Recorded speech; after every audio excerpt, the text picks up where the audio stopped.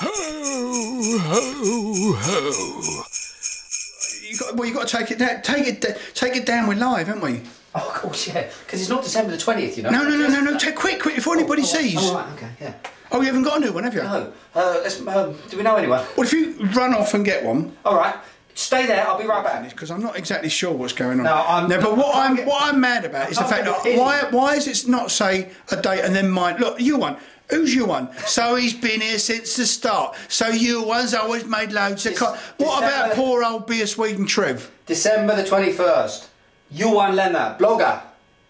Thanks very much for following us, Johan. Right since the beginning, and I won't take that away from him. But why is my name not up there? Why is he better than me? Trev, can you hear that, Trev? Turn it down. I'm trying to make a point.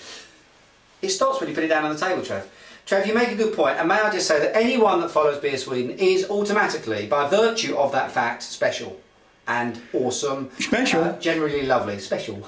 You are. You're all lovely. You're all lovely. And obviously we can't put every single one of your names up there, but if we could, we would, wouldn't we, Trev? We would. We'd stay up. Well, you could, except for the ones that you don't want to do. You know the ones you're excluding. You know that list you've got of the people you don't like? Except them. Okay. Yeah, exactly, yeah. But let's not talk about them. Now, let's talk about this beer instead, Trev. Did you like the segue there? That was nice, wasn't it? I like putting paranoia out there. Because look, there's an awful lot going on. This is not going to be a 3-minute episode, people. I'm just telling you that now. So if you're at work, what day is it, Trev? Because this is live.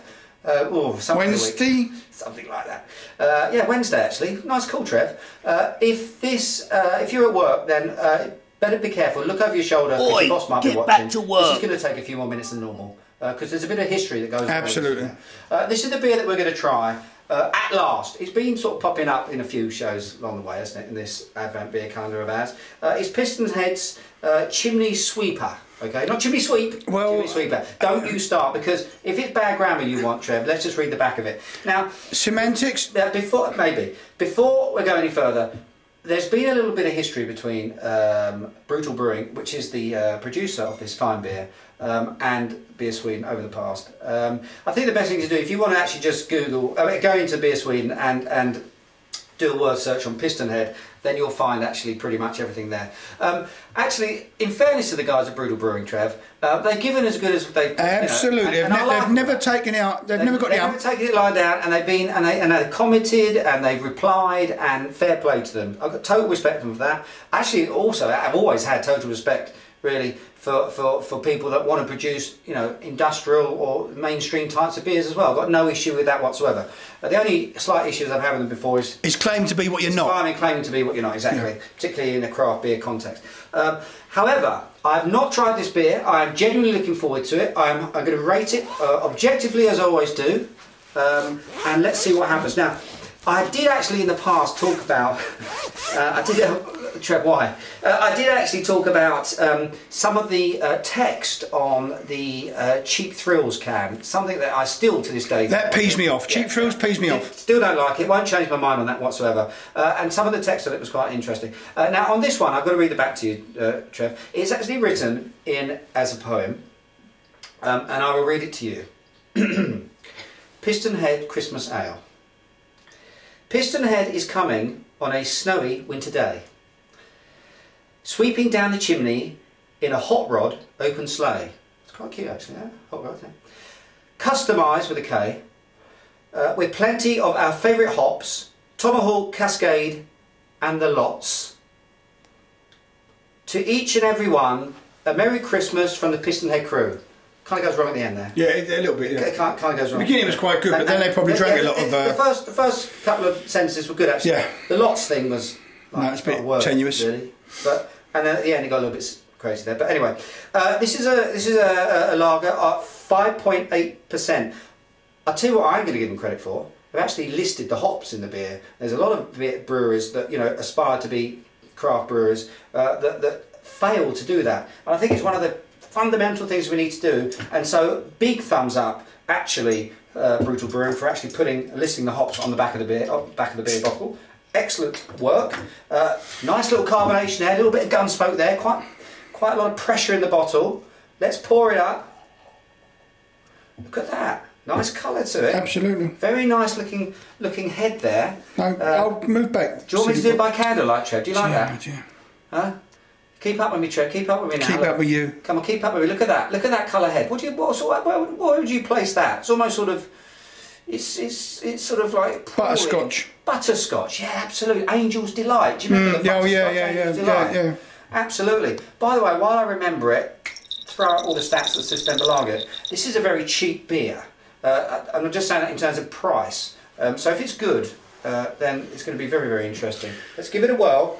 It is from Brutal I'm Brew. very curious about this. I am really curious. You know why? I'll tell you why. Because this is going to be a long episode, I can say what I like. Yeah. Because of all the stuff they went for, when they first come out and it was all that hoo-ha and all this, that and the other, they've had a good 6 months, 8 months, whatever it's taken. Mm.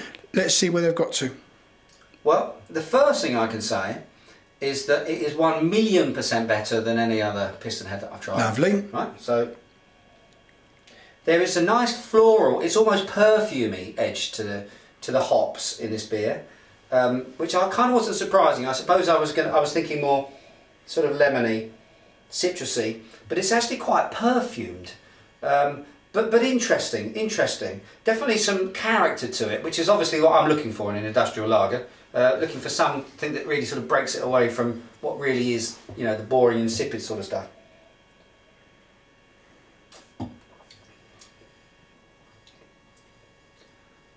Sharp, quite bitter finish to it. Let's go backwards and work to the front. Medium sweet, really quite bitter finish. Enjoying that. In the middle, quite flat, if I'm honest with you, it's quite flat.